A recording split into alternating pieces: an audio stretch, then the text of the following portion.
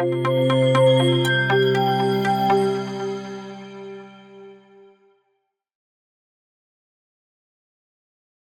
afternoon, ETS. I'm going to wake y'all up, all right?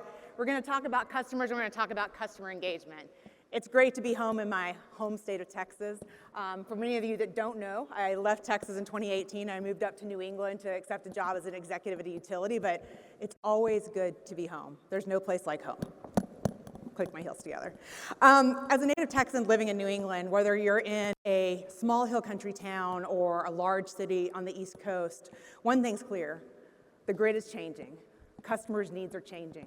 And we've got to meet those needs and meet the folks where they are. Over the past 20 years, I've worn a lot of different hats in the energy ecosystem. I started out working for the Public Utility Commission as a regulatory attorney, and then I went to work as a utility consumer advocate for the great state of Texas, really driving around the state, talking to customers, listening to them, understanding what their needs were, and talking about what was happening on the system and how we could help them.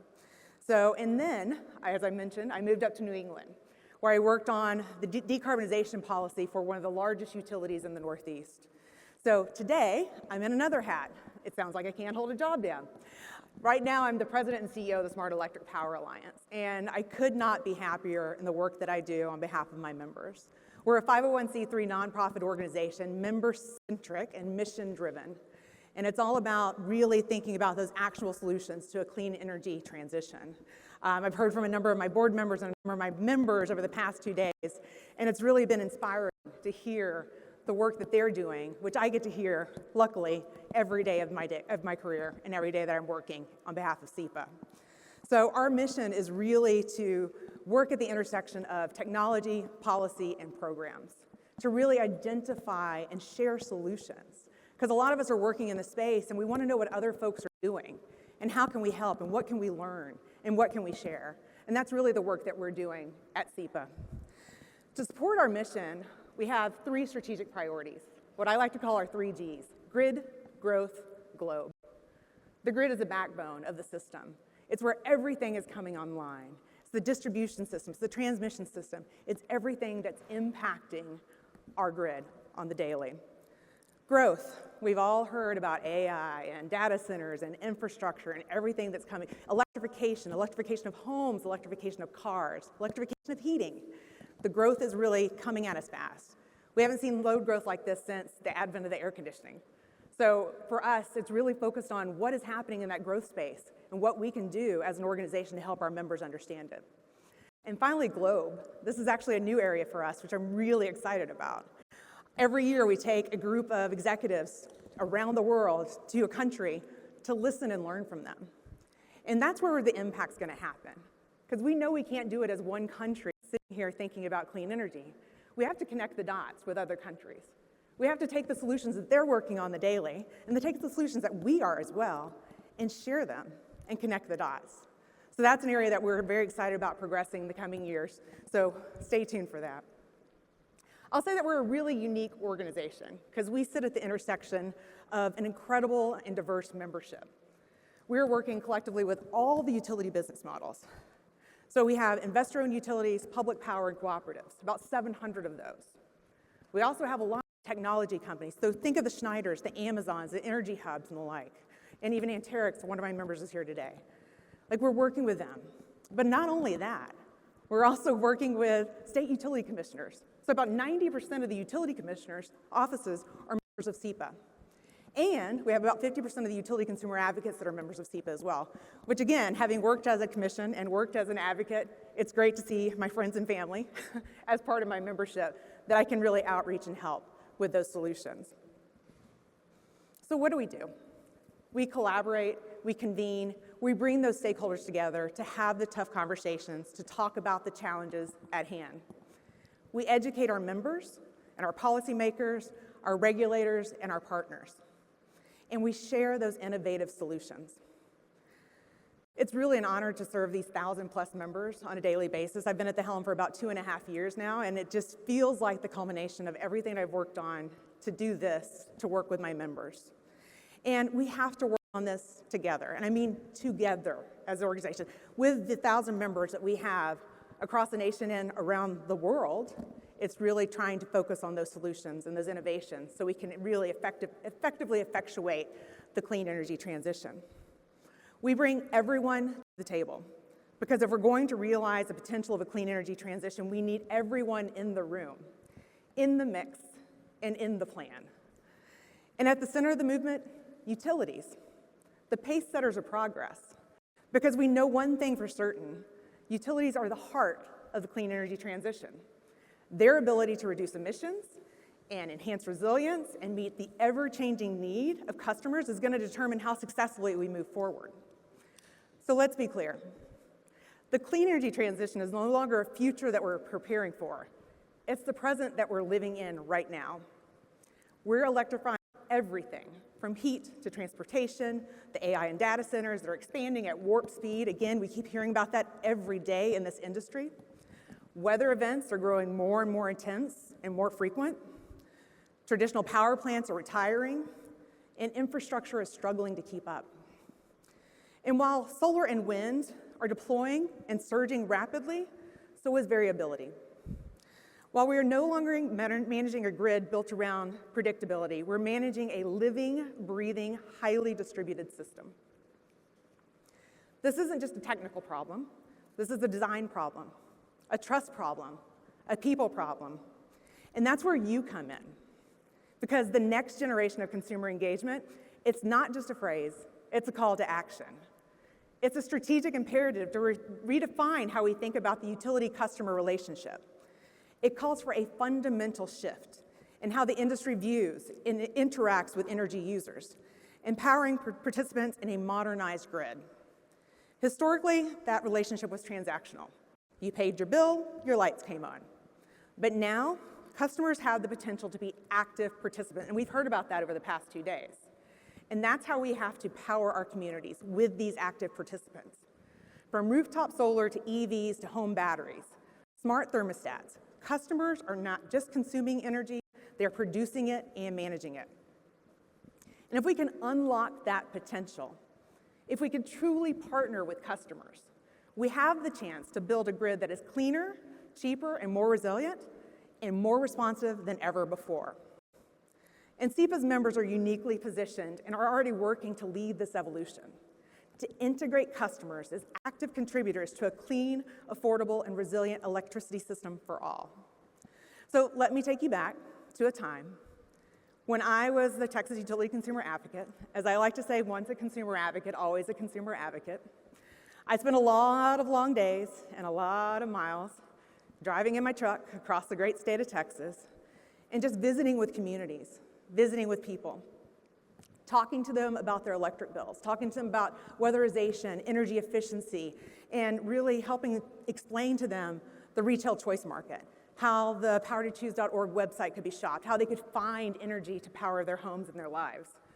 Folks would actually bring their electric bills to my meetings, whether it was at Acres Home Community in Texas, or in Southeast Texas, or if it was at Fort Hood, working with family readiness groups.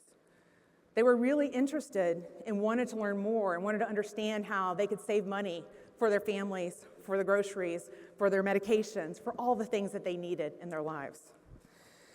And it was really just inspiring to hear the stories of how they were affected by energy. And I know many of you are from Texas and you see that impact on the regular and you hear about the things that are happening on the system. And some people might assume that customers don't care about energy, that they just want to make sure that their lights come on and they don't really want to hear about the details. But that's not what I saw. The great thing about people is their curiosity and their willingness to learn. And when you take time to explain how energy works, how it affects their wallets, their homes, their families, their businesses, people engage. They ask questions. They care. They just need someone to meet them in the middle, to connect the dots, to relate to them on how energy really impacts them and their community. And guess what? That hasn't changed. What has changed is the scale of what's possible when consumers are truly brought in. Let's talk a little bit about one of the most powerful examples of this new era of partnership, virtual power plants, or VPPs. I know we heard a little bit about that yesterday, and I know this audience knows what a VPP is, but let's spell it out plainly. It's when hundreds of thousands of customer-owned resources, Solar panels, batteries, EVs, appliances, thermostats, oh my, are linked together through software and aggregated into something that behaves like a power plant. These devices can charge or discharge, ramp up or down, respond in milliseconds, all to help meet grid needs. This isn't science fiction. This is happening now, and it works. VPPs and other DERs can be launched and scaled quickly at 40 to 60% lower cost, providing grid operators with options for managing the grid during resource adequacy events. VPPs can do so many things. They can cut peak demand. They can improve reliability. They can reduce customer bills. They can extend the life of utility assets. They can provide grid services at a fraction of the cost and time of traditional infrastructure. And they can improve customer satisfaction, as customers feel like they can directly contribute to their energy system. It's not just customer engagement, it's customer empowerment. To maintain a resilient grid, grow the energy demands of the future, and scale solutions globally, we can't do it alone. We need to approach it from both sides, combining the utility infrastructure with the power of customer choice, like DERs. Let me share a few powerful examples from some of our SEPA members. Puget Sound Energy. When they launched their clean energy implementation plan, they didn't just roll it out to the community, they co-created it with them. They paid residents for their time. They listened, and what did they find? Cost was the biggest barrier to DER adoption. But also, their customers wanted flexible options and felt more motivated to participate when they were genuinely involved in the design. Holy Cross Energy in Colorado. They knew DERs were the future. You heard from Brian Hannigan yesterday about that. But as their resources grew, so did the complexity. So they acted boldly, stepping into the role of the distribution system operator, partnering with software providers to monitor and orchestrate DERs in real time. Think of it as building the traffic control center for the grid of the future. And Duke Energy in Hot Springs, North Carolina, a tiny mountain town at the edge of the line, no backup power, they partnered with the community to build solar plus storage microgrid. When Hurricane Helene hit and the main substation shut down, the microgrid kicked in, powering critical infrastructure for days. Duke's team kept constant contact with the residents, helping them understand how to manage usage, stretch power until the sun came out. These are the stories of trust, of relationships, of resilience built together. So how do we take these successes and scale them nationwide? We need to overcome several real barriers. Number one, awareness and education. Most customers have never heard of a VPP, so that's our job to fix. Number two, incentives. We heard about that earlier on a panel today. DERs can be expensive upfront. Let's bring rebates, bill credits, and creative programs to the table. Number three, data and transparency. Give people the tools to see the impact and understand their contribution. Number four, inclusion, especially in disadvantaged communities where DERs can have the greatest impact. These communities must not be the last to benefit, they must be the first. When we do this well, we shift from a one-way transaction to a two-way partnership. This is the next generation of customer engagement, participatory, purpose-driven, equitable, and enduring. At SEPA, we talk about the ethos, the spirit, the character, and the belief that the system that guides our work. We believe that the ethos of energy industry must evolve. It can't be rooted only in engineering excellence and operational efficiency. Both still deeply matter. It must be rooted in people, because in the end, what we're building is not just a smarter grid, it's a smarter social contract. The utilities that lead with humility, curiosity, and courage will be the ones that earn the trust, the ones that partner rather than prescribe, the ones that invite rather than impose. So let's imagine a moment, maybe just a few years from now, a heat wave hits in July. I know y'all can imagine that in Texas. The demand surges, but this time we don't scramble because customers are in the game. Their smart thermostats are pre-cooling their homes during off-peak hours. The EVs are sending power back to the grid. Their batteries are discharging in sync. Not because anyone mandated it, because they signed up for it. They opted into it. And they understood their role in making the system work. That's not a dream, that's a direction, and it's one we can reach together.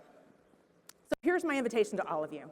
Let's stop solving problems from one side. Let's start designing from both, utility and customer infrastructure and trust, policy and partnership.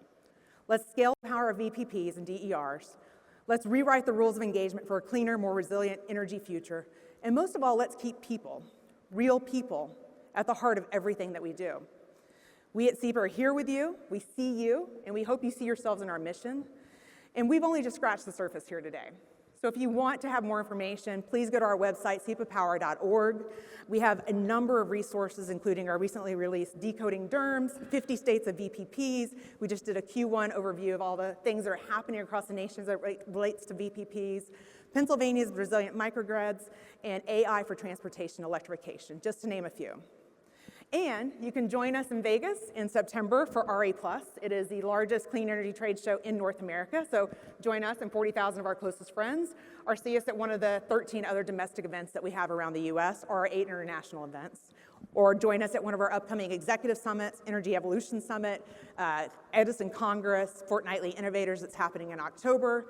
And then read our publication. As a lot of you know, we recently acquired Public Utilities Fortnightly, which is the platform for debate for the energy industry. Let's go build the next generation of consumer engagement together. Thank you, ETS, and thank you, all of you, for what you do to power homes and lives. Have a good one.